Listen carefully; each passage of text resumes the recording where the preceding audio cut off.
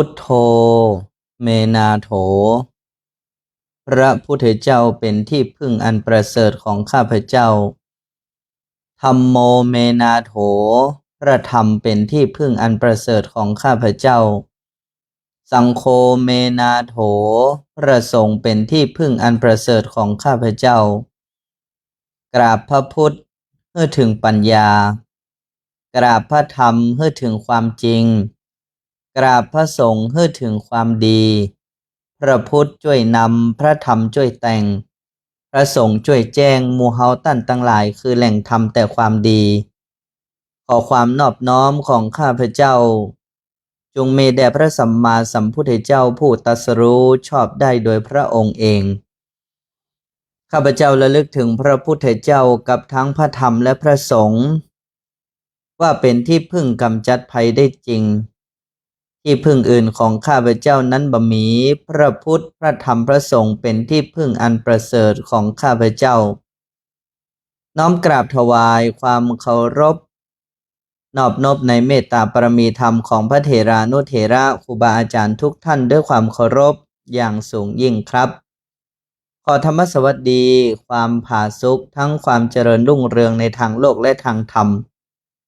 จงปรากฏมีแก่บรรดาญาติโยมสาธุชนพุทธบริษัททุกท่านที่กำลังติดตามรับชมและก็รับฟังบอกว่าจะเป็นทางคลื่นสถานีวิทยุคลื่นพระพุทธศาสนาและจริยธรรมจังหวัดเชียงใหม่ FM 96.0 เมกะเฮิรตซ์กับรายการสร้างเข็มทิศชีวิตด้วยพระรัตนตรัยหรือท่านทั้งหลายที่กำลังติดตามรับชมทาง Facebook วัดยางกวงนครเชียงใหม่จันทร์ถึงศุกร์9 โมงถึง 10 โมงกับอาตมภาพพระครูปลัดถินวัตรญาณสิทธิวาทีวัดยางกวงตำบลหายาอำเภอเมืองเชียงใหม่จังหวัดเชียงใหม่สำนักปฏิบัติธรรมประจำจังหวัดเชียงใหม่แห่งที่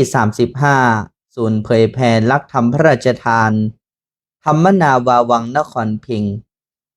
เช้าวันนี้ก็พบปะกับบรรดาญาติโยมทุกท่านดังเช่นเคยวันนี้วันอังคารที่12 พฤษภาคมพุทธศักราช2569โอ้วันคืนก็ล่วงไปท่านทั้งหลายแอมเบกี้วันตั้งหน้านี้ก็จะใกล้วันสำคัญทางด้านพระพุทธศาสนานั่นก็คือวันวิสาขบูชาซึ่งองค์กรยูเนสโกก็ยกเอาวันสำคัญนี้เป็นวันสำคัญของโลกเรียกกันว่าวิสาขบูชาโลกนี่หันหรือยังท่านทั้งหลายว่าชาวโลกและก็องค์กรสำคัญของโลกเองก็ยังให้ความสำคัญกับพระบรมศาสดาของพวกเรายกย่องว่าเป็นวันที่ยอดแห่งมนุษย์คนหนึ่งได้ถือกำเนิดขึ้นมาบนโลกแล้วก็นำแสงสว่างแห่งความจริงให้มนุษย์ทุกคนได้นำมาปฏิบัติเพื่อเป็นแนวทางในการพ้นทุกข์ของตนเพราะนั้นพระองค์ทรงเสียสละพระชนชีพของพระองค์อย่างเต็มกำลังท่านทั้งหลายคงทราบว่าวันวิสาขบูชานั้นเป็นวันคล้ายวันที่พระสัมมาสัมพุทธเจ้าของเราทรงประสูติทรงตรัสรู้แล้วก็ทรงปรินิพพานในวันนี้ที่มันตรงกันเนี่ยก็เป็นเหตุการณ์ที่สำคัญบอกว่าจะเป็นเหตุการณ์ตั้งแต่ครั้งประสูติตรัสรู้แล้วก็ปรินิพพานทั้ง3เหตุการณ์นี้เป็นเหตุการณ์ที่สำคัญและยิ่งใหญ่ที่สุดของโลกนี้เลยทีเดียวการกำเนิดของพระสัมมาสัมพุทธเจ้าบ่ได้ง่ายญาติโยมท่านทั้งหลายบ่ได้ง่ายเลยและกว่าที่พระองค์จะค้นพบความจริงของชีวิตเนี่ยใครบอกว่ามันเป็นเรื่องง่ายจะว่าไปแล้วเนี่ยพระองค์ทรงถูกพยากรณ์มาก็จริงอยู่ว่าจะเป็นพระพุทธเจ้าแต่คำว่าจะเป็นพระพุทธเจ้านั้นไม่ใช่ว่าอยู่เฉยๆแล้วจะเป็นพระพุทธเจ้าพระองค์ทรงทุ่มเทกำลังกายกำลังใจอย่างเอาเป็นเอาตายเอาชีวิตเขารอดเขาเรียกว่าเอาชีวิตเขาแลกญาติโยมทุกท่านเอาชีวิตของพระองค์เนี่ยเข้าแลก กว่าจะตรัสรู้ธรรมเนี่ยไม่ใช่ว่าง่ายอย่างท่านทั้งหลายเคยได้ยินเนี่ยพระองค์ทรงบำเพ็ญทุกขกิริยาทรงประสบกับอุปสรรคปัญหานานนับประการบ่ถ้วนแต่พระองค์เป็นอย่างใดบ่ได้ย่อท้อเพราะพระองค์ทรงมีอุดมการณ์ที่สำคัญนี่แหละจึงเป็นเครื่องประกาศซึ่งพระวิสุทธิคุณเป็นเครื่องประกาศซึ่งพระปัญญาคุณเป็นเครื่องประกาศซึ่งพระมหากรุณาคุณของพระองค์ท่านแล้วพระองค์ก็ยังเป็นแบบอย่างให้แก่หมู่เฮาท่านทั้งหลายว่าทำอะไรอย่างก็ต้องทำให้จริงทุกอย่างมันเกิดกำเนิดได้เพราะตัวของเราจะมาอาศัยเพียงแค่โชคชะตาราศีจะมาอาศัยเพียงแค่เปิ้นบอกว่าจะเป็นอย่างเช่นทำนายไว้แล้วนะโกฏัญญาพราหมณ์ทำนายไว้แล้วจะเป็นพระพุทธเจ้าพระองค์ก็ไม่ได้นิ่งนอนว่าอ๋อจะเป็นพระพุทธเจ้าก็อยู่เฉยๆบ่ใช่ก็ยังแสวงหาโมกขะหนทางท่านทั้งหลายแล้วกว่าจะประสบพบเจอกับหนทางในวันนั้นเนี่ยมันหมังง่ายเลยสำหรับมนุษย์คนหนึ่งนะอย่างเช่นไปบำเพ็ญทุกขกิริยาเนี่ยมันบ่ใช่แค่วันสองวันนะมันเป็นทั้งหลายปีญาติโยมท่านทั้งหลายแล้วกว่าจะบำเพ็ญแล้วกว่าจะล่วงรู้ว่ามัชฌิมาปฏิปทาเนี่ยหลักในการดำเนินชีวิตโดยสายกลางเนี่ยมันคืออะไรอย่างกันแน่กว่าพระองค์จะค้นพบตรงนี้แล้วกว่าอริยสัจสี่จะปรากฏขึ้นมาในดวงจิตดวงใจของพระองค์ท่านนี่จนพระองค์ท่านตรัสรู้อนุตตรสัมมาสัมโพธิญาณเมื่อตรัสรู้แล้วญาติโยมท่านทั้งหลายในวันนั้นเองก็บ่ได้ง่ายแล้วก็บ่ใช่จะปักหลักปักเลนว่าจะสอนเลยนะวันนั้นเนี่ยย้ำแล้วย้ำแหมคิดแล้วคิดแหมตรองแล้วตรองแหมจนเท้าสามบดีพรหมต้องรุดจากพรหมโลกลงมาอัญเชิญอาราธนาสั่งสอนเหล่าเวนยสัตว์พระองค์พิจารณาแล้วพิจารณาเราว่ามันเป็นของสุขุมลุ่มลึกมันเป็นของอันมันหมังง่ายเลยมันหมังง่ายเลยนะแล้วพระองค์ก็คิดว่านี่จะสอนดีบ่สอนดีจะสอนดีบ่สอนดีญาติโยมท่านทั้งหลายแต่ที่สุดติยังแล้วก็บ่ใช่เป็นเพราะเท้าสหัมบดีพรหม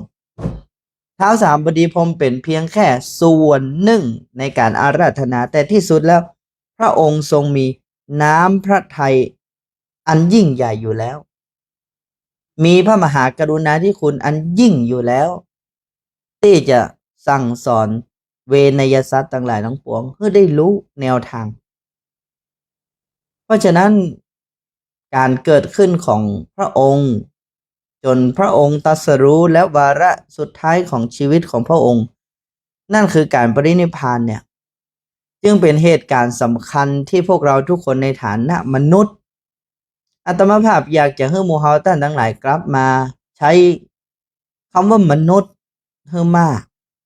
นะมนุษย์เนี่ยในฐานะมนุษย์คนหนึ่งเนี่ยที่เกิดมาบนโลกใบเนี่ยอันยังเป็นสิ่งสำคัญของมนุษย์นะการกำเนิดขึ้นของพระศาสดาเนี่ยอาตมาภาพอยากให้หมู่เฮาท่านทั้งหลายไปมองมุมมองว่าพระศาสดาศาสนาพุทธนะอยากจะให้หมู่เฮาท่านทั้งหลายไปวุ่นวายกับคำว่าศาสนาให้มันมากเอาเป็นว่าจะศาสนาไออย่างจะคนอย่างใดจะคนภาคไหนนับถือไออย่างหรือบ่นับถือไออย่างก็ตามอยากให้ท่านทั้งหลายมองหันความสำคัญนะว่าการที่พระพุทธเจ้ากำเนิดเกิดขึ้นเนี่ยพระองค์ทรงค้นพบความจริงของโลกแบบนี้แล้วหมู่เฮาท่านทั้งหลายจะนับถืออย่างก็นับถือกันไปจะศาสนาใดก็ศาสนานั้นไปไม่ต้องเกี่ยงกันเลยแต่ที่สุดท่านทั้งหลายจำเป็นจะต้องรู้เรื่องนี้ไว้บ้างคือรู้ความจริงของโลกใบนี้ไว้บ้างที่จริงไม่ใช่ความจริงของโลกใบนี้เลยต้องบอกว่าความจริงของสังสารวัฏนี้ไล่ตั้งแต่พรหมโลกไปจนถึงนรกเปรตอสุรกายอย่างนั้นเลยทีเดียว นี่เป็นความจริงที่ปรากฏได้ยากยิ่งแต่พระพุทธองค์ทรงสร้างบารมีมานับอสงไขยประส่วนจนค้นพบวิธีในการจะเปิ่งพ้นจากวัฏสงสารเพราะนั้นจึงเป็นเรื่องอันหมู่เฮาท่านทั้งหลายต้องใส่ใจให้มากในเรื่องนี้บรรดาญาติโยมพ่อแม่ศรัทธาทุกคนทุกท่านทั้งหลายจะมีความเคารพนับถืออะไรสิ่งใดเฮาก็บ่ห้ามกันแหละนะโลกใบนี้ก็มีตั้งหลายนะศาสนามีหลากหลายความเชื่อใครจะเชื่ออะไรยังใครจะศาสนาไหนจะนับถือศาสดาองค์ใดก็เอาเต็มที่เลยเฮาท่านทั้งหลายไม่ต้องไปปักหลักปักเลนไม่ต้องมานับถือพุทธจะต้องสิ่งที่หมู่เฮาท่านทั้งหลายจะต้องยกธงสำคัญก็คืออริยสัจสี่แต่ถ้าไปยกธงพระพุทธเจ้าเนี่ยและยกธงศาสนาเนี่ยมันไปไก่มันไปบักไก่มันแคบเพราะเพียงแค่อู้ถึงเรื่องศาสนาเนี่ยมันก็มีกรอบความคิดคุมไว้แล้วนะแต่ถ้าหมู่เฮาท่านทั้งหลายมาอู้กันในเรื่องของหลักธรรมเลยมาอู้กันในเรื่องของความจริงเลยวันนี้ท่านทั้งหลายจะบะเอ่ยถึงพระพุทธเจ้าก็ได้บะเป็นหยัง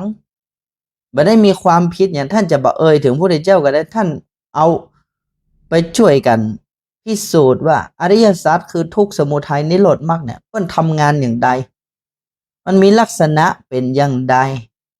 แล้วความจริงของชีวิตมันเป็นอย่างใดโดยที่ท่านทั้งหลายจะข้ามศาสดาไปเลยก็ได้ท่านทั้งหลายอย่าลืมนะว่าวันนั้นที่พระพุทธองค์ทรงตรัสรู้ธรรมแล้วสั่งสอนเหล่าเวนยสัตว์เนี่ย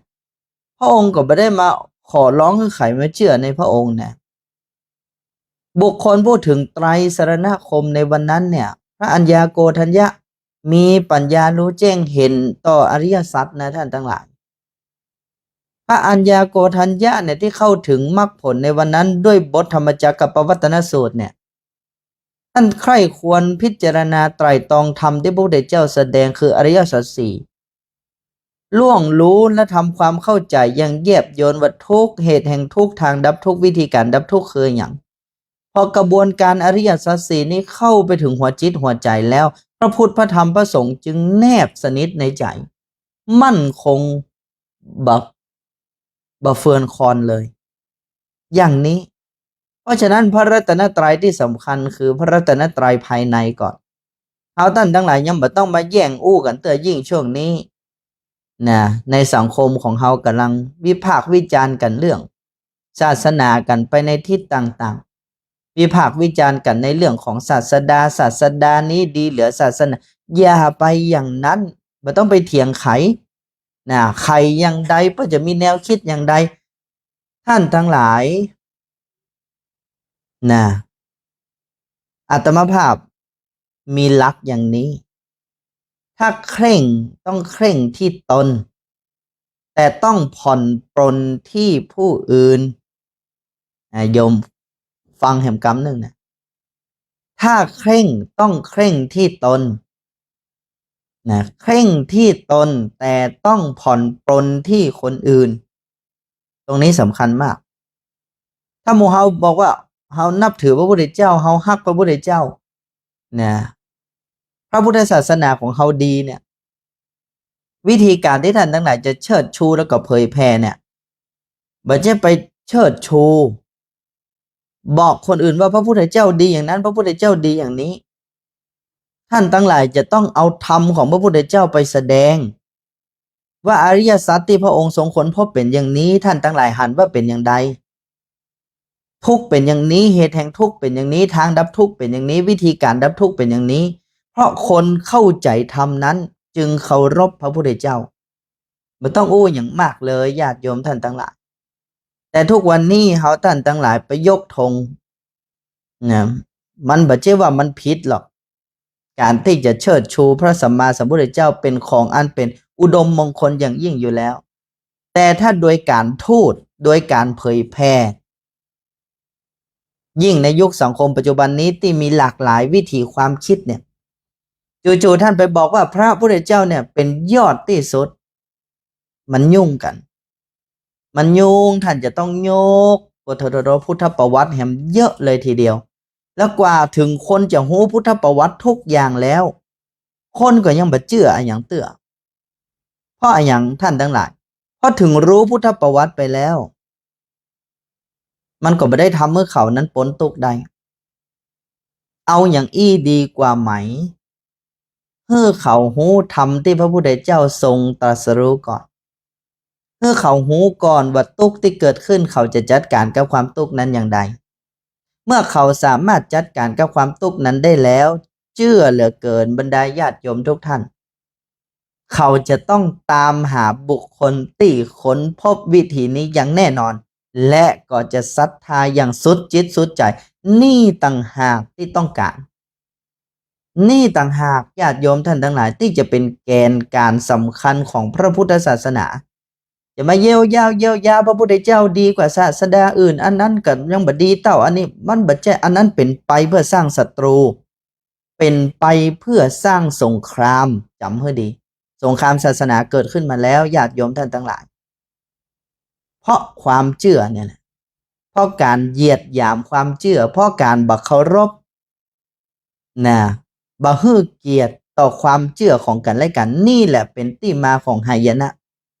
เพราะฉะนั้นพวกเราชาวพุทธทั้งหลายทั้งปวงเมื่อหมู่เฮาตั้งทั้งหลายมั่นคงต่อพระรัตนตรัยและรู้แล้วว่าพระพุทธศาสนาของเรานั้นของดีคืออะไรอย่างเราต้องชูให้ถูกบ่ต้องไปชูเหมือนเปิ้นจะชูศาสดาของเปิ้นมันไม่ได้หมายความว่าชูศาสดาและจะแสดงถึงความกตัญญูคนประเภทนี้แหละที่บางทีแล้วทำลายศาสนาโดยบ่รู้ตัวเพราะหลักธรรมนั้นความรู้ต้องห่างอึงแต่ก็ใครอู้ใครแสดงโดยเฉพาะใครแสดงทัศนคติอันเป็นไปตามกิเลสเนี่ยอันนี้น่ากลัวที่สุดและที่สุดละทำลายศาสนายังบัตันอย่างไปเย้ยาวพระพุทธเจ้านี่ดีกว่านี่คำสอนของพระพุทธเจ้านี่ดีกว่า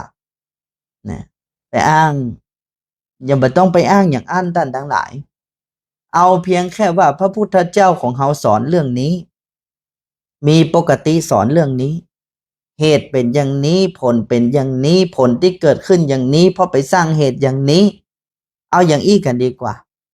นะใครมีความทุกข์มีปัญหาใดๆแก้ให้ถูกตามวิธีนี้ยังบ่ต้องเชื่อเตือนลองไปแก้ดูก่อน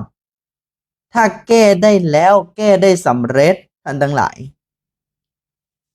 บ่ต้องอู้กันนักเลยทีเดียวทำไมอาตมาภาพถึงมั่นจิตมั่นใจเอามาอู้กับบรรดาญาติโยมทั้งหลายแบบนี้เพราะโดยส่วนตัวของอาตมาภาพทำงานเผยแพร่มาบางคนฟังอาตมาภาพผิวเผินเนี่ยต้องฟังให้มันจบ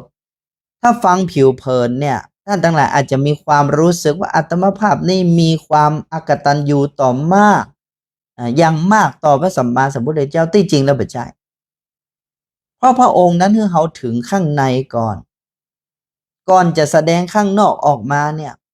ว่าเขารักพระพุทธรักพระธรรมรักพระสงฆ์เนี่ยภายในเขาต้องถึงก่อนมันต้องได้ก่อนแต่ตรงวันนี้ในสังคมไทยของเขาที่หมู่เขาบอกว่าเขานับถือพระพุทธศาสนาเนี่ยเขาฮู้เพียงแค่พิธีกรรมแต่อันนั้นแล้วก็ปากก็บอกว่านับถือพระพุทธศาสนาแต่ถามว่าพระพุทธศาสนาช่วยอย่างจิตใจได้ภาวนาอย่างใดอริยสัจสี่มีอย่างพ้องทุกข์คืออย่างเหตุแห่งทุกข์คืออย่างต่างดับทุกข์คืออย่างวิธีการดับทุกข์คืออย่าง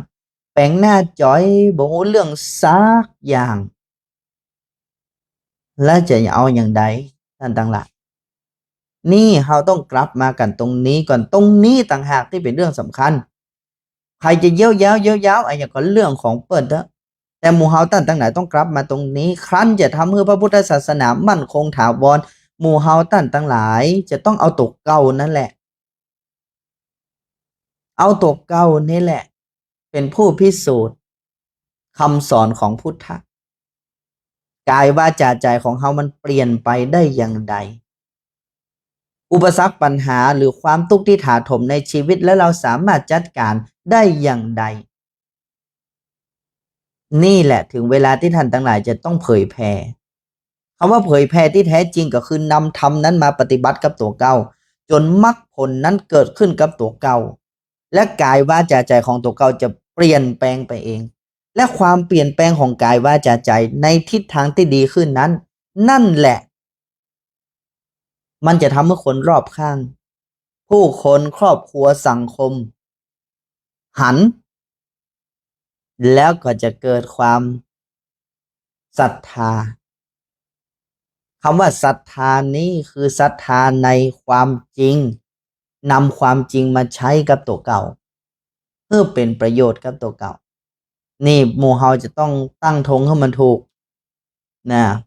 ไม่ใช่ว่าง่ายท่านทั้งหลายอาตมาภาพไม่ได้เฮียนมาเนี่ยก็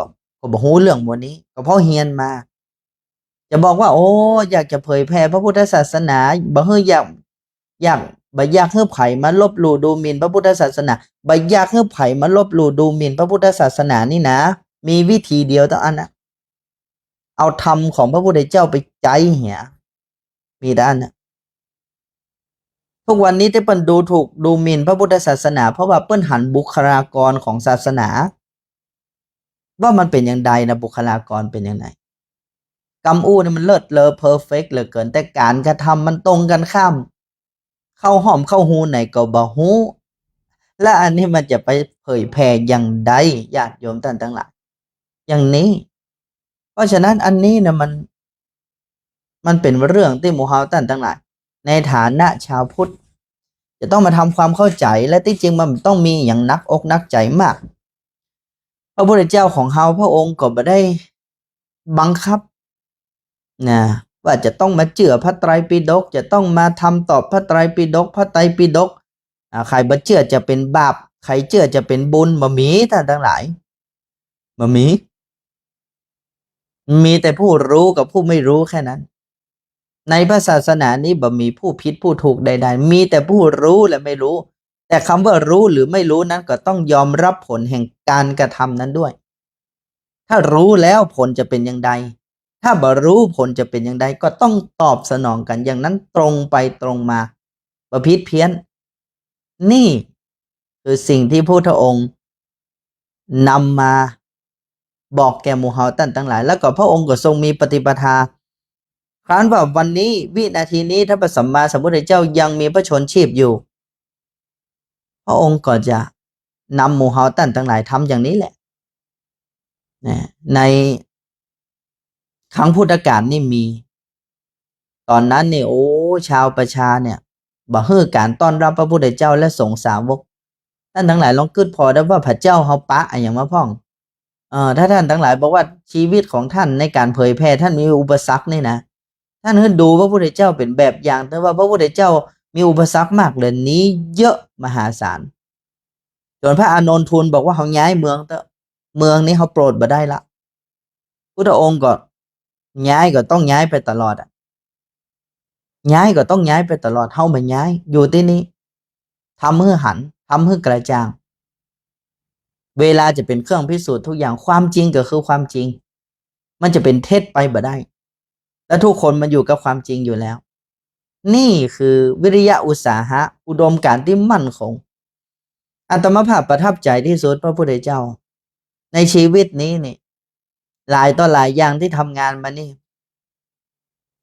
ก็มีพระพุทธเจ้าเป็นไอดอลเพราะพระองค์นั้นบ่มีญาติมันบ่มีอย่างสบายนะเอาคิดว่าเป็นพระพุทธเจ้าเนี่ยจะชนะมารชนะอย่างใดชนะมารโยมลองคิดดูดีๆนะจู่ๆท่านทั้งหลายคิดว่าพระพุทธเจ้านี่บ่มีมารใดเลยมาผจญบ่ใช่มารมาผจญแต่พระองค์ชนะใจของพระองค์เองนี่คือความจริงอย่างนี้ไม่ใช่หมายความว่าเป็นพระพุทธเจ้าเลยสบายที่ไหนไปอ่านพอแหละนับตั้งแต่ประสูติขึ้นมาเนี่ยอุปสรรคนี่นักเลยหมู่เฮาเป็นหลายตบอุปสรรคของหมู่เฮาเนี่ยนะสุมาแต่มันบัดเต้าผงทุลีนะกำเมืองบ้านเฮาขี้เล็บก็ต้องบ่ถึงอุปสรรคที่หมู่เฮาว่าเฮานักหนาปาป้านนี่นะพระพุทธเจ้ามากเลยเฮาเยอะเลยแต่พระองค์ทรงใจอะไรอย่างทักษะบารมีอ่าเนี่ยพระองค์ใจบารมีทั้งหมดทั้ง10ประการเนี่ยโดยเฉพาะสำคัญคือขันติบารมีความอดทนได้อย่างใดกับพระองค์หู้ พระองค์รู้ว่ามันเหตุมันเป็นอย่างใดผลมันเป็นอย่างใดอ่าพระองค์บ่ได้ไปจับผิดจับถูกอันนี้ผิดอันนี้ถูกคนนี้ผิดคนนี้ถูกอย่าอันพระเทวทัตจะอยู่กับพระเจ้าได้อย่างใดท่านทั้งหลายพระองค์ทรงรู้ตั้งแต่ครั้งแรกที่หันแล้วว่ามีวิบากติดตามกันมากันว่าเป็นหมู่เฮาท่านทั้งหลายก็ขอโทษพระเทวทัตก็โดนปาดคอตั้งแต่ครั้งแรกที่หูแล้วกะเพราะหมู่เฮาท่านทั้งหลายบ่อยากมีศัตรูใกล้ตัวอยู่แล้วแต่พระพุทธเจ้าบ่ได้เกิดอย่างอันถึงแม้ว่าพระองค์จะสามารถบดขยี้ได้เลยเวลานี้ก็ตามแต่พระองค์บ่ทำท่านทั้งหลายใครจะเป็นเวรเป็นภัยต่อพระองค์พระองค์ก็บ่ได้สนใจอย่างพระองค์บ่เป็นเวรเป็นภัยกับไผก็พอก็แค่นั้นอันนี้ต่างหากที่หมู่เฮาท่านทั้งหลายควรจะนำมาเป็นแบบในการดำเนินชีวิตอย่างตรงวันนี้ญาติโยมสาธุชนท่านพุทธบริษัทเนี่ยท่านทั้งหลายจะทำความดีท่านจะทำอะไรอย่างเนี่ย ก็ตั้งมั่นตั้งใจทำไปด้วยความภาคเพียรพยายามรู้เหตุรู้ผลอย่างนี้แหละนะบ่ต้องไปตีกับไผบ่ต้องไปอย่าไปปกป้องพระพุทธศาสนาด้วยการเอาพระศาสดาไปบังหน้าจำไว้ให้ดีอย่าปกป้องพระพุทธศาสนาด้วยการเอาพระศาสดาไปบังหน้าโดยเฉพาะเอาไปอวดอ้างพระศาสดาเฮาดีอย่างนั้นพระศาสดาเฮาดีอย่างนี้ศาสดาของท่านมันสู้ศาสดาเฮาบ่ได้ชาวพุทธคนไหนแสดงกิริยาท่าทางอย่างนี้ให้หูไว้เลยว่าบ่ใช่ชาวพุทธนี่คุณบ่ได้ฮักพระพุทธเจ้าแต่คุณกำลังทำลายพระพุทธเจ้าและกำลังทำลายพระพุทธศาสนาท่านทั้งหลายให้หูไว้เพราะนั่นบ่ใช่เป็นวิธีของพระพุทธเจ้าพระพุทธเจ้าบ่ได้สอนอย่างอี้พระพุทธเจ้าบ่ได้สอนให้หมู่เฮาท่านทั้งหลายเอาพระองค์ไปแอบอ้างว่าพระองค์ยิ่งกว่าสัตว์ใดในโลกเลิศกว่าสัตว์ใดในโลกถึงคุณสมบัติของพระองค์จะมีนานับประการตามนั้นก็ตามแต่บ่ให้หมู่เฮาท่านทั้งหลายไปแสดงอย่างนี้วิธีการแสดงของหมู่เฮาท่านทั้งหลายก็คือขันติอดทนแล้วกลับมาพิจารณาใจกันเนี่ยจะไปลบเลียมตัวเก่าพระพุทธเจ้าสอนอะไรอย่างเฮามาไปเยี่ยวยาวต่อล้อต่อกรกันนี่อย่างท่านทั้งหลายนั่นไม่ใช่วิถีพุทธที่วิถีพุทธเป็นวิถีพุทธได้เพราะมันสงบมันสงเงียมสงบและสงเงียมนี่จิตมันสงบปากมันสงเงียมกายมันสงเงียมมันอย่างนี้ญาติโยมท่านทั้งหลายพระศาสนาเราตั้งมั่นอยู่ได้ 2,000 กว่าปีด้วยวิธีนี้เราไปเยียวยาวอ๋ออันนั้นดีกว่านี่บัดได้เลยแถมบ่พอจะสร้างอกุศลกรรมให้แก่ตัวเก่าทีนี้หมายความว่าถ้าใครบ่นับถือพระพุทธเจ้าเนี่ยเขาจะแย่งได้เขาจะไล่เปิ้นนี่เขาจะจองล้านจองผ่านเปิ้นอีกเปิ้นเป็นคนชั่วกะมันบัดดีกะมันบัดใจหรอถ้าอย่างอันมันก็ผิดตาผิดตางแล้วพระศาสนาของเขาเป็นพระศาสนาแห่งสันติภาพญาติโยมท่านทั้งหลายแล้วต้องมาดูว่าทุกวันนี้เอาเผยแผ่อย่างสันติภาพก็หรือเผยแผ่เอากิเลสนำหน้าแล้วก็อ้างพระพุทธเจ้าบ่ได้ดังนั้นข้อนี้เป็นเรื่องสำคัญ ในฐานะที่อาตมาภาพเองก็ทำงานด้านการเผยแผ่มาทุกวันนี้ไปเผยแผ่เนี่ยมีละอ่อนต่างศาสนานักญาติโยมท่านทั้งหลายพอโจะโละจะละไปเฮาไปบอกว่าพระพุทธเจ้าอย่างนั้นอย่างนี้นะเขาปิดหูเลย ปิดหูเลยอาตมาภาพยังจะบยกพระศาสดาเตื้อแต่จะยกธรรมที่พระศาสดาสอนแล้วให้เขาเข้าใจธรรมที่พระศาสดาสอนแล้วเขาจะมาถามว่าก็อดของคุณน่ะพระเจ้าของคุณน่ะโอ้เพิ่นสอนอย่างนี้เหรอสอนทันโลกทันสมัยอย่างนี้เลยเหรอนะทุกอย่างมันไม่ใช่เป็นเพราะว่าพระพุทธเจ้าบันดาลเหรอเขาจะอึ้งญาติโยมท่านทั้งหลาย แล้วเขาก็จะค่อยๆน้อมใจของเขาอันนี้ไม่ได้หมายความว่าเขาไปลู่ของไผมา แต่ว่าพอสัจจะมันตั้งขึ้นแล้วเนี่ยอริยสัจสี่สัจจะมันตั้งขึ้นในใจของบุคคลผู้ใดแล้วเนี่ยใจของบุคคลผู้นั้นมันจะบ่ถอยมันจะไปทางหน้าอย่างเดียว ปัญญามันจะทำงาน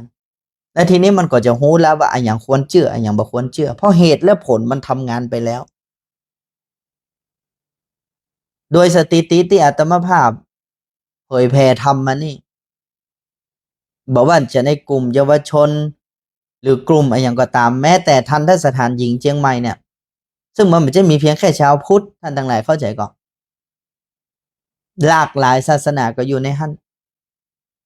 แต่ผลลัพธ์ที่เกิดขึ้นเมื่ออาตมาภาพเชิดชูธรรมของพระพุทธเจ้าโดยเฉพาะอริยสัจสี่นี้ตั้งไว้เป็นธงหลักเนี่ยพอคนเอาสิ่งนี้ไปประพฤติใช้กับตัวเก่ามันสามารถดับทุกข์ได้จริงและเมื่อดับทุกข์ได้จริงเนี่ยศรัทธาประสาทะศรัทธาความเชื่อมั่นประสาทะความเลื่อมใสเนี่ยมันเริ่มทำงานโดยอัตโนมัติเมื่อก่อนที่เขาปฏิเสธต่อพระพุทธเจ้าปฏิเสธต่อพระธรรมปฏิเสธต่อพระสงฆ์วันนี้เขาเป็นคนที่นอบน้อมต่อพระพุทธพระธรรมพระสงฆ์อย่างจริงจริงและจริงใจเป็นอย่างนี้อีกะญาติโยมท่านทั้งหลายวิธีการเผยแผ่หมู่เฮามันต้องอย่างนี้มันต้องเป็นไปแนวทางอย่างนี้คำว่าอย่างนี้นี่ก็เพราะว่าพระพุทธเจ้าสอนเฮามาอย่างนี้ไม่ต้องไปเอาอย่างอื่นนะไม่ต้องไปเขให้ไผมาแสดงตนเป็นพุทธมามกะถ้าตราบใดตัวเก่ายังบ่ฮู้เตื้อคนในสังคมนี้ตราบใดที่บ่ฮู้ว่าทุกข์เกิดจากไอ้หยังเหตุแห่งทุกข์เกิดจากไอ้หยังวิธีการดับทุกข์คือไอ้หยังนี่นะท่านไม่ต้องไปบอกให้เขามานับถือพระพุทธศาสนาไม่ได้ประโยชน์ไอ้หยังเขาจะเอามานี่อย่างปริมาณน่ะตู้ผ้าเขาเหมือนกันก็บ่ต้องเอาปริมาณมันมากนะบ่ต้องเคกันมาบวชอาติมมีกันอยู่นี่แล้วก็ขุนกันให้ดีขุนกันให้ดีขุนธรรมขุนวินัยกันให้ดีอันนี้ก็รักษาพระศาสนาได้กุ้มละอาตมาภาพก็มาตรึกตรองอย่างนี้ตามภาษายุคปัจจุบันอย่างนี้มันผิดมันถูกประการใดอาตมาภาพก็บ่ได้คิดว่ามันเป็นความผิดความถูกอะไรอย่างแต่อาตมาภาพพอโลกมันเปลี่ยนไปจะมาเย้ยาวบวชอย่างกันปะล้ำปะเหลือบวชกันมาเนี่ยฮู้ได้อย่างใดแต่ละคนบวชเพื่ออะไรอย่างบวชจะเอาอะไรอย่างถ้าบวชกันมากองกันอยู่นี่ภัยเป็นภัยก็บ่ฮู้ทำก็ดีวินัยก็ดีข้อวัดเสขียวัดทั้งหลายบัดเจ้ฮู้เรื่องฮู้แล้วกันเอาบวชกันติ๊กแล้วก็มันเป็นใดก็ตามข่าวนะกะไอ้คนนั้นก็ใครแย่งอย่างคนนี้ก็ใครแย่งครับสารพัดสารเพจะเอามานี่อย่างญาติโยมท่านทั้งหลายปริมาณบ่ต้องเอาคุณภาพนี้วันนี้ถ้าสมมุติว่าคณะสงฆ์เชียงใหม่จะเหลือสัก1,000 รูปก็บ่เป็นหยังจะเหลือสัก500 รูปก็บ่เป็นหยังแต่ที่มีคุณภาพนะในสมัยพุทธกาลก็ไม่ใช่มีกันนักแม่งก็พระพุทธเจ้าเนี่ยแสดงธรรมได้ส่งสาวกมาเนี่ยคณะแรกกลุ่มแรกนะ5 ตนบดายญาติโยมท่านทั้งหลาย5 ตนบดายแต่ก็ประสาทแต่ก็สามารถนะ เผยแผ่พระศาสนาไปได้ทั่วโลกอย่างนี้เพราะนั้นหมู่เฮาท่านทั้งหลายควรจะมาช่วยกันส่งเสริมคุณภาพมาส่งเสริมแล้วปริมาณอย่างอาตมาภาพบอกเลยเนี่ยพระเนนตนใดจะมาอยู่วัดยางกวงนี่ก็ต้องดูว่าท่านประสงค์อย่างหัวใจสำคัญท่านคืออย่างท่านบวชมาท่านจะเอาอย่างท่านจะเอาอย่างท่านบวชมาถ้าท่านบอกว่าท่านบวชมาท่านอยากจะยกฐานะของตัวเขาใครมั่งใครมีใครอย่างอื่นที่มันนอกเหนือจากพระธรรมวินัยของพระพุทธเจ้านี่อันนี้ก็ต้องอู้กันละในญาติโยมท่านทั้งหลายอันนี้อาตมาภาพก็มาตกผลึกเอายามแก่เนี่ยยามเป็นพระน้อยมันก็ยังกึดบ่ได้มันก็เหี่ยวห้าวตามละอ่อนแต่จะว่าแก่ก็บ่แก่แต่ว่าก็แค่30บ่ได้แต่วันนี้มันกึดได้อย่างนี้แม้กระทั่งตัวเก่าเนี่ยที่บางทีก็ค่อยทำมาอย่างตามใจของตัวเก่าแต่ถ้าตามใจของตัวเก่าแล้วมันเสียส่วนรวมมันเสียพระศาสนาเนี่ยถ้าข้อวัดเสขียวัดศีล227ข้อตัวเก่าเนี่ยบ่ฮู้เรื่องฮู้ราวอย่างสักอย่างเนี่ยอาตมาภาพก็ต้องซื้อกับญาติโยมท่านทั้งหลายจะอยู่ไปได้อย่างก็ต้องซื้อขาลาเพศออกมาถ้าอยู่ไปได้ก็ซึกไปเหี่ยมันก็มีแค่นั้น ดีเหลือมาย่ำยีพระศาสนาอันนี้สำคัญมากเป็นเรื่องสำคัญอาตมาภาพก็มีอุดมการณ์อย่างนี้อย่างเวลานี้พระสงฆ์สามเณรในวัดก็ค่อนข้างจะปรับตัวไอ้อย่างที่บักเกยก็พยายามให้มันคุ้นชินคุ้นเคยก็พยายามบอกกับทุกรูปทุกตนว่าที่เราประพฤติปฏิบัติกันอยู่อย่างนี้บัดใจเพื่อไอ้อย่างนะแต่ก็เป็นไปเพื่อนะงานพระศาสนาของเรานะเพื่อได้เจริญรุ่งเรืองต่อไปในภายภาคหน้านะบางทีข้อวัดข้อปฏิบัติอย่างต่างๆบางทีมันลำบากญาติโยมท่านทั้งหลายนะมันลำบากก็จริงแต่วันนี้เราต้องมาช่วยกันถ้าวันนี้เรามาช่วยกันเนี่ยมันไปต่อยากขนาดต้องบอกว่าตรงวันนี้พระเนรมันจะอยู่ง่ายญาติโยมท่านทั้งหลายไอ้คนที่อยู่ก็ต้องยอมใจเขาจริงๆท่านทั้งหลายก็รู้ว่าสังคมทุกวันนี้มันจะเหมือนแต่ก่อนพระเนรเดินบิณฑบาตไม่จะโจรกับท่านอยู่แล้วจะบอกเมันจะได้มีความเคารพนับถือเหมือนกันก่อนเพราะนั้นพระเนรในเวลานี้เนี่ยเขาอยู่ได้เพราะหัวใจของเขาจริงๆแต่อาตมาภาพก็ยังว่านะในวิกฤตก็คงจะเป็นการสร้างโอกาสไปในตัว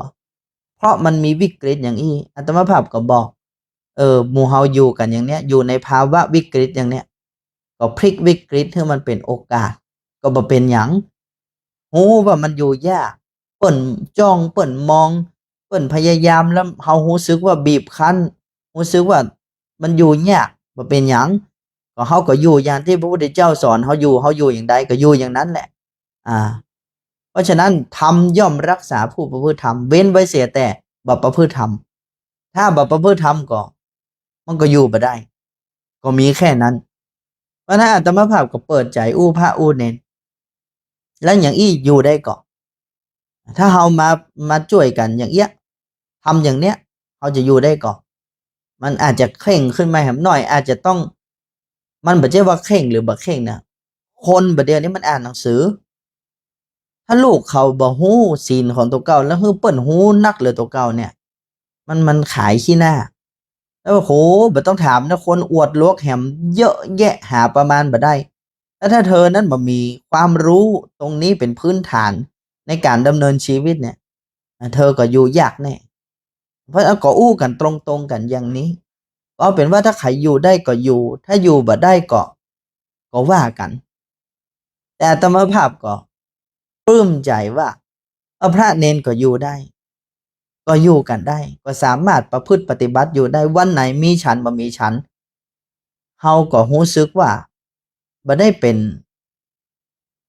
นภาระอะหยังมาเจ้ามาก็บิณฑบาตไขบิณฑบาตมันเดี๋ยวนี้อาตมาภาพบ่มีแล้วบ่ซื้อข้าวซื้อป่าหยังแล้วญาติโยมท่านทั้งหลายบ่มีข้าวเจ้าข้าวเพลบัดจ่ายอะหยังสักอย่างก็ลองกันดู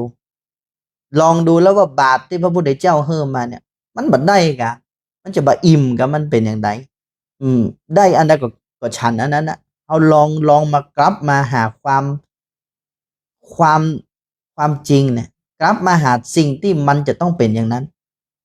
อาตมาภาพก็ยอมรับนะแต่ก่อนเข้าบิณฑบาตเนี่ยมันต้องบัดล้ำท่านทั้งหลายเออก็อู้กันอย่างนี้มาตลอดก็เพราะความบ่รู้ของตัวเก่าเนี่ยเอาเดี๋ยวก็มาม่าแล้วก็ตำมะนุนเนี่ยมันต้องบ่มีเกลือมีพริกมันมีไอ้หยังเหียเป็นประเดี๋ยวนี้มันเป็นมะนุนไอ้หยังอีเนาะคือเฮาก็มีความรู้สึกเพราะตอนนั้นเฮาก็คิดว่ามันเลือกได้แต่ซึ่งในความเป็นจริงพอแหล่งใหญ่ขึ้นมาก็แหล่งโฮบอะเอ้ยเปิดใจอืมโอชะเนมตัญญูตาฮู้จักประมาณในการบริโภคมีความสำรวมระวังนะในอาหารที่บิณฑบาตมามันฉันเนี่ยมันฉันเพื่ออะไรอย่างมันฉันเพื่ออยู่นี่มันจบไปเป็นคาบแล้วมันก็จบไปแล้วมันต้องไปปรุงแต่งว่ามันจะล้ำมันกินเข้าคอไปแล้วเนี่ยมันก็จบละความงามความอร่อยของมันอยู่แค่ปลายลิ้นเนี่ยเอามาพิจารณาอย่างนี้เนี่ยญาติโยมท่านทั้งหลายก็มาเนี่ยลองฉันดูอันนี้ก็ปรับเหนือปรับใต้ก็สอนเข้าไป ดีเหลือถ้าเฮาบ่สอนเขาเนี่ยวันหนึ่งเขาไปอยู่ในวงของพระเนี่ยเปิ้นจะถามว่าวัดยางกวงบ่สอนกะอันนี้เปิ้นบ่สอนฉันเข้ายังได้บ่สอนกะครองผ้ายังได้บ่สอนกะนี่อาตมาภาพก็เหตุผลว่าหมู่เฮาจำเป็นจะต้องศึกษาไว้อย่างวัดยางกวงของเฮานี่ก็จะฉันพิจารณาฉันในบาทนี่ก็ทุกวันพระใหญ่วันพระที่ฟังพระปาติโมกข์อย่างเช่นอ่าพระหน้านี่ก็วันที่16พระใหญ่ที่มีปาติโมกข์เขาก็จะฉันกันนะฉันในบาทก็ลองฝึกดูอาตมาภาพก็ต้องฝึกไงญาติโยมท่านทั้งหลายถึงมันจะมีฉันเป็นปกติกับจ้างเตอะแต่ก็ต้องฝึกนะเพราะญาติโยมมันก็ไม่ได้เหมือนเมื่อก่อน หมายความว่าเมื่อก่อนญาติโยมก็อาจจะพอมีกำลังตั้งโต๊ะซื้อกับเข้ามาแต่เดี๋ยวนี้ญาติโยมก็ลำบากแล้วคันว่าญาติโยมก็ลำบากแล้วเขาจะไ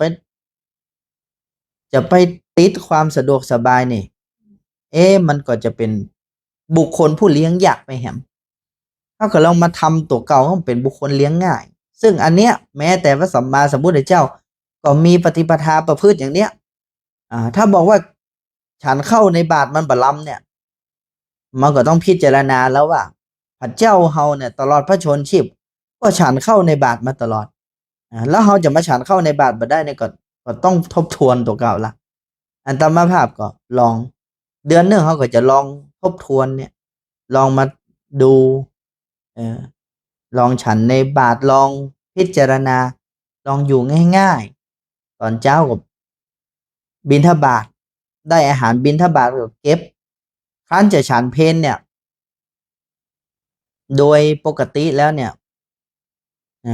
พระของเรานี่ญาติโยมท่านทั้งหลายมันมันรับแค่มื้อเดียวนะแต่ว่าบักเกิน2 อาสนะคือตอนเช้านะแล้วก็ตอนเพลแต่ว่ารับมื้อเดียวคือรับประเคนครั้งเดียวแล้วเพื่อก็จะฉันกันตอนเช้าส่วนใหญ่ก็จะฉันตอนเช้านั้นจบคาดว่าถ้าจะฉันเพลก็ต้องเก็บไอ้ตอนเช้านั้นไว้ตอนเช้านั้นพิจารณาอาหารอย่างไว้เอาเก็บไว้ในบาตรเก็บไว้ที่ฝาบาตรก็ได้แล้วเอาตรงนี้แหละมายิบฉันในตอนเพลก็จะเป็นอย่างนั้นมันก็จะแบบรบกวนในอย่างญาติโยมมากอันนี้คือวิถีนะที่เราลองมาทำกันดูไม่ใช่วิธีใหม่อย่างญาติโยมท่านต่างหลายแต่มันก็เป็นข้อควรปฏิบัติมาตั้งแต่ครั้งสมัยพุทธกาลอันนี้อาตมาภาพยกให้ญาติโยมท่านทั้งหลายได้รู้แห่งมุมมองหนึ่งว่าพระของเขาเนี่ยที่จริงแล้วเปิ้นมีปฏิปทาอย่างใดเพราะนั้นหมู่เฮาญาติโยมสาธุชนในฐานะพุทธบริษัทก็อยากจะให้หมู่เฮาทำความเข้าใจกับพระก่อนนะแล้วก็ช่วยกันดูแลเอาใจใส่นะงานพระศาสนาอย่างตะกี้ที่บอกกันไปว่าเมื่อเฮาท่านทั้งหลายอยากจะเผยแผ่พระศาสนาเนี่ยจงเอาตัวเก่านั่นแหละเป็นบุคลาธิฐานเอาตัวเก่านั่นแหละเป็นบุคคลต้นแบบถ้าเฮามีลูกเขาก็จะเป็นต้นแบบให้กับลูกถ้าเฮาอยู่กับครอบครัวก็จะเป็นต้นแบบกับครอบครัวพยายามน้อมนำธรรมะของพระพุทธเจ้าเนี่ยมาประพฤติมาใจกับตัวเก่าแล้วมันเกิดมรรคเกิดผลไปเลยเกิดมรรคเกิดผลอย่างใดญาติโยมท่านทั้งหลายโอ้กายว่าใจของตัวเก่ามันปรับเปลี่ยนไปความโลภโมโทสันโมโหโทโสที่มันมากจนเกินไปเนี่ยมันลดหย่อนผ่อนปรนกันไปเนี่ยด้วยอำนาจแห่งธรรมะของพุทธองค์เนี่ยคือคนมันเห็นเป็นที่ประจักษ์เลยว่าโอ้ธรรมะนี่มันปรับเฮาได้อย่างดีมันทำเฮาให้งดงามอย่างนี้คนก็จะเลื่อมใสญาติโยมท่านทั้งหลายแต่ที่เฮาปฏิบัตินี่บ่ได้เป็นไปเพื่อคนอื่นต้องมาเลื่อมใสนั่นบ่ใช่หัวใจสำคัญแต่การที่คนอื่นเปิ้นเลื่อมใสก็เพราะว่าเปิ้นจะได้นำไปปฏิบัติต่อนำไปปฏิบัติตามและนี่ต่างหากคือวิธีการเผยแผ่พระพุทธศาสนาไม่ใช่เพียงแค่พระสงฆ์สามเณรเท่านั้น แม้แต่พวกเราท่านทั้งหลายพุทธศาสนิกชนหมู่เฮาทุกคนทุกท่านที่กล่าวว่าตัวเก่านั้นเป็นชาวพุทธและกำลังช่วยกันปกป้องพระพุทธศาสนา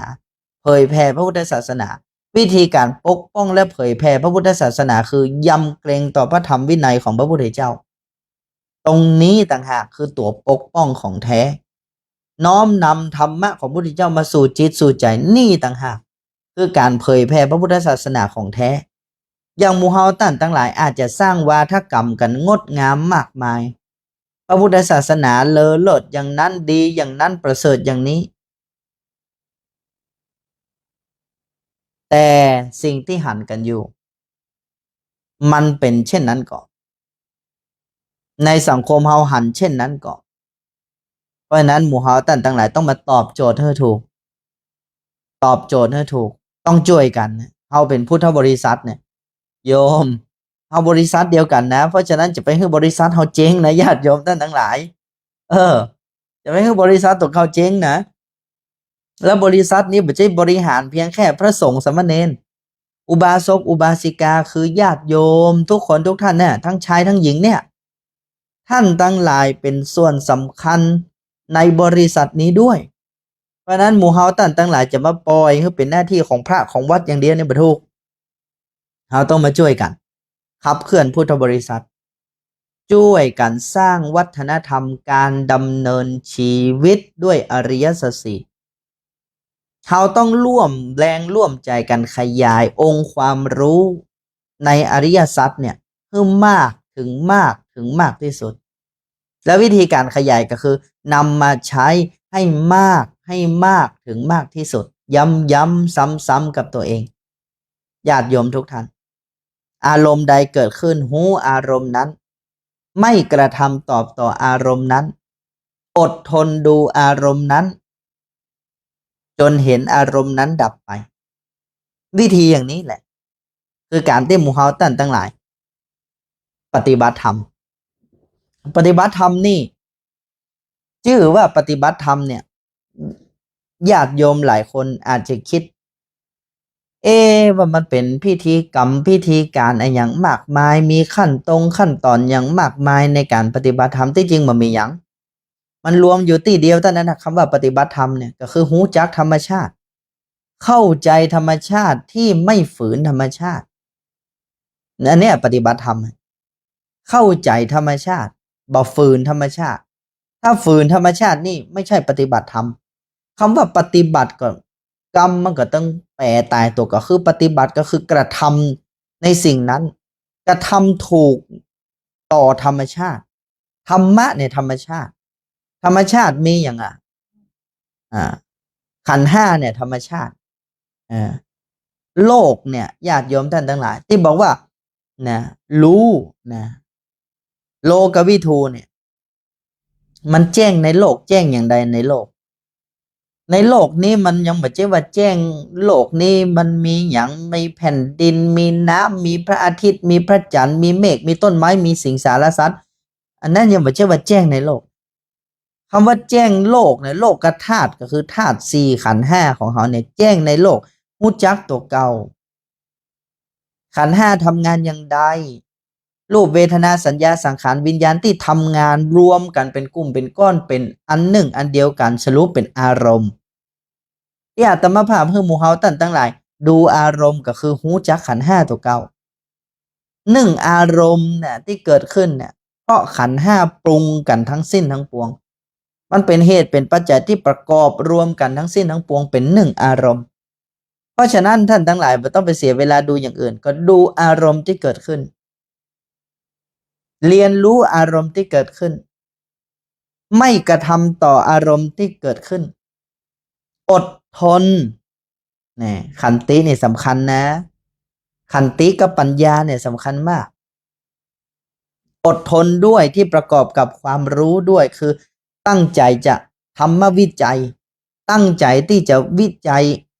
สิ่งที่เกิดขึ้นในเวลานี้ว่ามันมีกระบวนการทำงานอย่างไรอารมณ์มันทำงานอย่างไง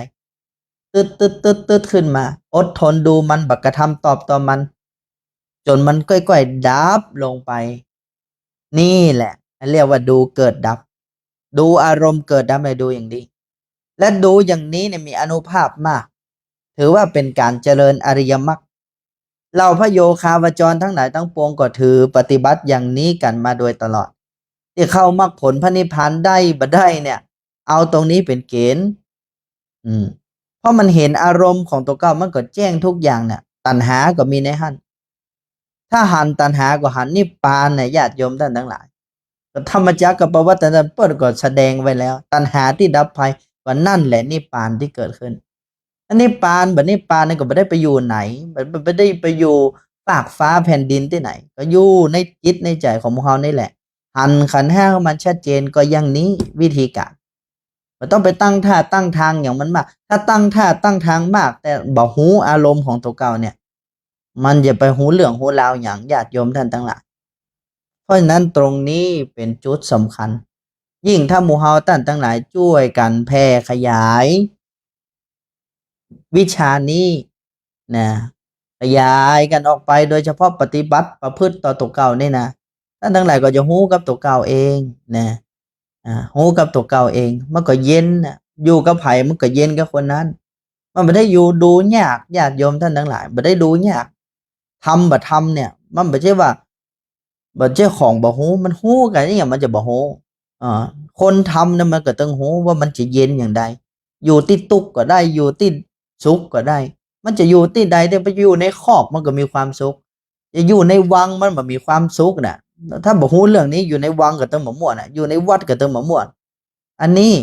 ญาติโยมท่านทั้งหลายเพราะฉะนั้นถ้าหมู่เฮาเข้าใจเรื่องนี้แล้วอยู่ไหนก็ได้ทั้งสิ้นทั้งปวงเป็นเหตุเป็นปัจจัยทำให้นะวัฏฏะสงสารนี่หยุดชะงักนะแล้วหมู่เฮาท่านทั้งหลายก็จะได้ถึงมรรคถึงผลกันต่อไปพิจารณากันอย่างนี้ก็มีกันอย่างนี้เนี่ยพระพุทธเจ้าก็มีปฏิปทาสอนให้หมู่เฮาฮู้กันอย่างเอี้ยบ่ได้ฮือมาฮู้อหยังนอกเหนือจากนี้เอ่ออิทธิฤทธิ์เดชอหยังทั้งหลายทั้งปวงก็ยังบ่ใจนะอิทธิปฏิหารอาเทศนาปฏิหารอนุสาสนีปฏิหาร3ปฏิหารนี้พระพุทธเจ้ายกย่องอนุสาสนีปฏิหารนี้เป็นสำคัญเนี่ยมรรคผลนี่มรรคผลการปฏิบัติเกิดขึ้นแล้วมันไปดับทุกข์ดับร้อนภายในจิตในใจนี่แหละผลของปฏิหารที่เกิดจากอนุสาสนีปฏิหารนี่พระพุทธเจ้ายกย่องอย่างนี้นะวัฏฏะสงสารที่มันจะต้องดำเนินไปด้วยอวิชชาความบรรลุเนี่ยมันยุดมันดับหมดลงไปก็เพราะอนุสาสนีปฏิหารอย่างนี้เพราะเข้าไปรู้อริยสัจอย่างนี้ปฏิบัติต่ออริยสัจอย่างนี้มีกันได้ยิ่งบรรดาญาติโยมท่านทั้งหลายมันยากมันเย็นยิ่งจะไปเนี่ยมันยากตรงวันนี้หมู่เฮาท่านทั้งหลายใช้ชีวิตเนี่ยมันก็น้อยกันไปกูวันละอาตมาภาพก็แก่ไปกูวันละบ่เกิดบ่ฝันวันนี้ก็30แล้วญาติโยมท่านทั้งหลายโอ้โหมันจะอยู่ได้แหมกี่มื้อก็อยู่ไปทำไปเพราะฉะนั้นเป้าหมายของหมู่เฮาท่านทั้งหลายคือไอ้หยังก็ต้องเอาให้มันชัดเจนเกิดมาก็เพื่อที่จะเรียนรู้อริยสัจเพื่อที่จะนะเพิกพ้นจากวัฏฏะสงสารการเวียนว่ายตายเกิดนี้นี่คือเป้าหมายสำคัญนะท่านทั้งหลายจะไปคิดว่ามันเป็นเรื่องเพ้อเจ้อเนี่ยถ้าท่านทั้งหลายบอกว่าเรื่องนี้มันเป็นไปไม่ได้มันเพ้อเจ้อก็แสดงว่าอวิชชามันก็จะทำงานอยู่อวิชชามันก็จะหลอกหลอนเขาอย่างนั้นเป็นไปไม่ได้แล้วมรรคผลนิพพานโอ้มันไปยากจะตายขายจะไปได้ฮั่นตรงวันนี้เขาเอาความดีกับพอละถ้ายังคิดอย่างอี้ก็แสดงว่ามันก็พร้อมที่จะโดนหลอกหลอนอยู่ตลอดแล้วกว่าจะเกิดมาเป็นคนกว่าจะใหญ่มาอย่างอี้ท่านทั้งหลายตะกี้หลวงพ่ออาตมาภาพมาหลวงพ่อท่านพระครูไพบูลย์เจติยานุรักษ์นะวัดโลกโมลีท่านจะไปไหนโมโหตะกี้ท่านเมตตาแวะมาแอวมานึกถึงหลวงพ่อเลี้ยงอาตมาภาพมาที่อาตมาภาพได้อย่างอี้นะท่านทั้งหลายอาตมาภาพฟังอาจารย์เวลาอาจารย์เป็นอยู่สมมติถ้าเป็นแต่ก่อนเนาะอยู่ด้วยกันถ้าเพิ่นมีการมีงานเพิ่นก็จะอู้เรื่องหมดเนี้ยเพิ่นก็ใส่ใจเพื่อเฮาพยายามจับจุดให้มันถูกว่าพระพุทธศาสนาของเขาเนี่ยมันสอนอะไรอย่างอาจารย์มักจะอู้เรื่องสมัยอาตมาภาพอยู่ท่านก็จะกล่าวถึงเรื่องปฏิจจสมุปบาทตอนนั้นอาตมาภาพบ่ฮู้อะไรอย่างเพราะตอนนั้นรู้สึกว่าจะกำลังศึกษาในแนวทางของพ่อวัดท่าซุงนะซึ่งก็เป็นพุทธานุสติจับภาพพระวิชามโนมยิทธินั่นแหละตอนนั้นตอนนั้นก็กำลังไปทางฤทธิ์ทางเดชก็ฟังอาจารย์บ่ค่อยรู้เรื่องอาจารย์เพิ่นบอกว่ามันมีหยังทุกอย่างมันตกอยู่ภายใต้กฎแห่งพระไตรลักษณ์อนิจจังทุกขังอนัตตาอวิชชาเป็นตัวกำเนิดมันฟังบ่รู้เรื่องญาติโยมท่านทั้งหลายเพราะ ตอนนั้นเราก็ยังบ่เข้าใจเอาเกิดว่าสิ่งที่สำคัญที่สุดนี่มันก็คือการที่เรามีไอ้หยังที่เหนือมนุษย์แต่จนลืมไปว่าไอ้ที่เหนือมนุษย์นั้นบ่ใช่อิหยังนะความที่จะเพิกพ้นและเป็นผู้เหนือมนุษย์เนี่ยก็คือการทำลายอวิชชาความบรรลุและแจ้งต่ออริยสัจนี่ต่างหากความที่จะเหนือมนุษย์ไม่ใช่แค่เหนือมนุษย์นะเหนือจากวัฏสงสารนี่ครับฉะนั้นอันนี้ก็ขอฝากญาติโยมทุกคนทุกท่านโมทนากับพ่อแม่ศรัทธาท่านทั้งหลายทุกคนอายุวันโนสุขังพระลังขอเจริญพร